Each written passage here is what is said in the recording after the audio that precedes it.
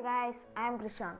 Today we are going to see some numericals based on the chapter motion. If you haven't seen my video on the chapter motion, those links will be in description. If you see those videos, then this will be clear for you. So let's get started.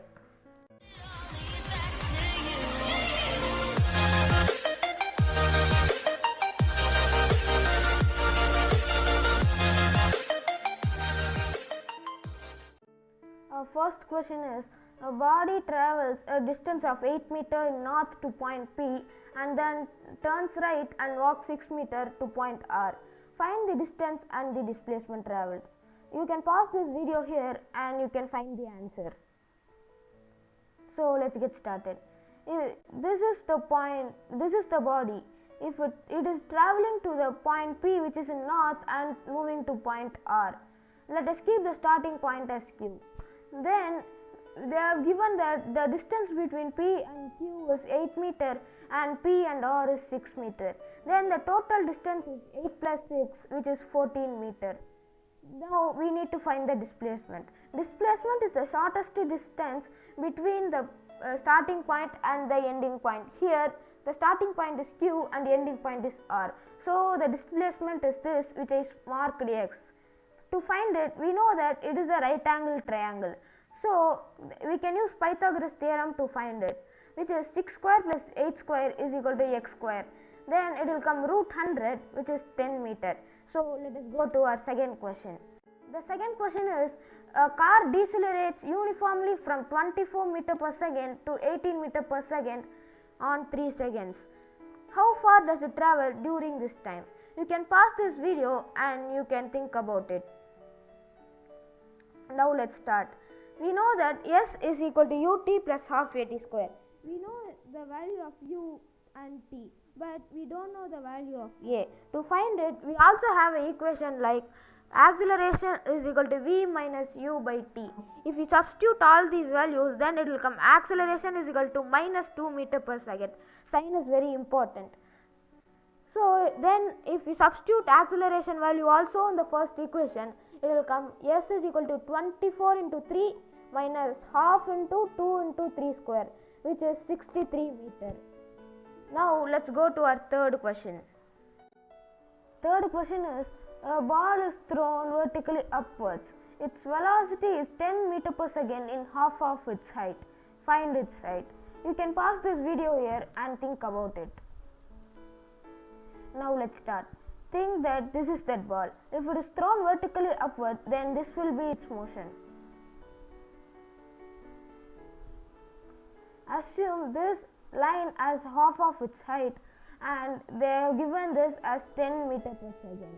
If we need to find the height, then we need to find the height of this motion, then multiply it by 2. If we do that, they have given it as half. So if we do that, we will find the total height.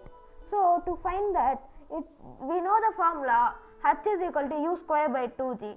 I gave this formula in my previous videos. The link will be in description. You can see that. Then h is equal to 100 by 20 because velocity is 10 they have given. So it will come h is equal to 5. The total height is 10 because the half of the height is 5. Then if we multiply it by 2, then answer will come 10. Now let's go to our next question. A train moves from a station A to station B at the speed of 60 km per hour and comes back to station A at a speed of 40 km per hour. Find its average speed. You can pause this video here and you can find it. Now let's start. Assume this point as station A and this point as station B. A train is going from station A to station B at a speed of 60 km per hour and return back at a speed of 40 km per hour. So we know that speed is equal to distance by time. We don't know the distance, so we can keep distance as d. Then the total distance will be 2d because for forward journey the distance will be d, and for backward journey again the distance will be d. So if we do that, then we know that time is equal to distance by speed. Why we are doing this formula means we assume that distance is d. If we keep 2 to 3 variables, then it will be tough. So we are keeping one variable and finding it. So time is equal to distance by speed. Then T1, that is the forward journey, they have given speed is 60 km. So d by 60. For T2 it is d by 40. Then for total time is T1 plus T2, which is 5d by 120 if we take LCM. Then we know speed is equal to distance by time. So the total distance is 2d and time we found as 5d by 20. If we put it, then it will come 240 by 5, which is 48 km per hour. Now let's move to next question. The next question is, a ball is dropped from a height of 5 meter onto a sandy floor and penetrates the sand up to 10 centimeter before coming to rest. Find the retardation of the ball in sand. You can pause this video here and you can go for it.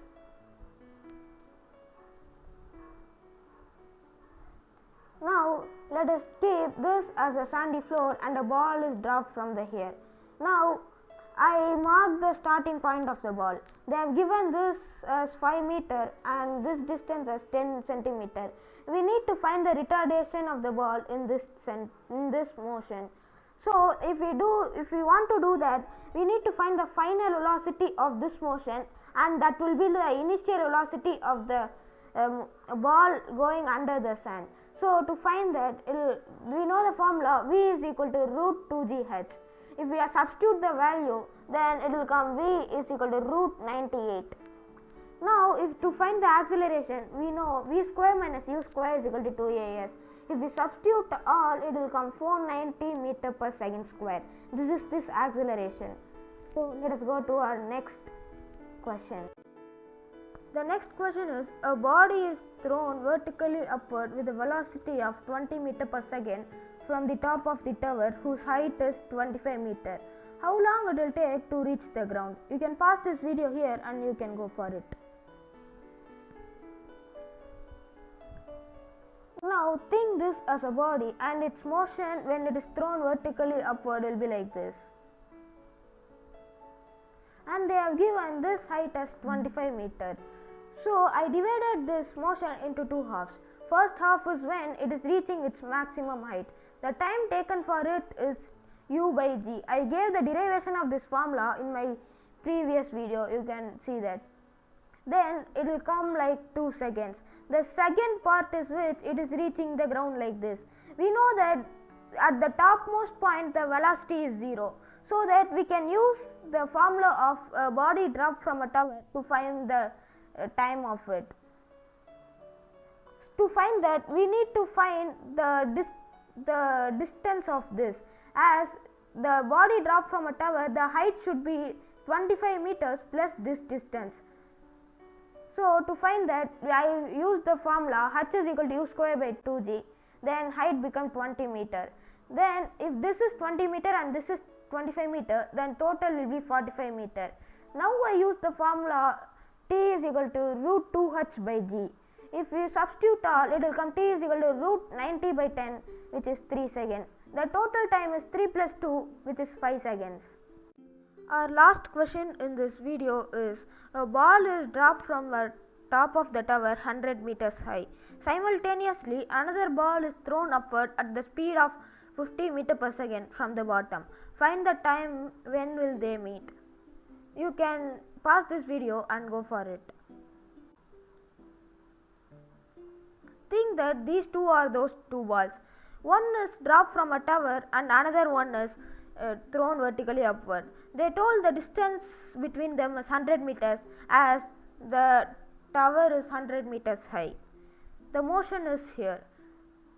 This point they will meet.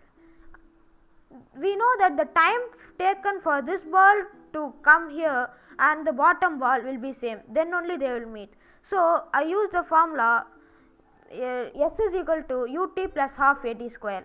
As the initial velocity is 0 here, so I took S is equal to half at square.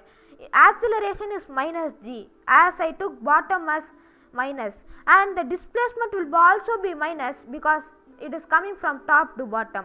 So minus x is equal to 1 by 2 gt square. I took the distance between this and this as x. Then it will come minus and minus will get cancelled, x is equal to half gt square.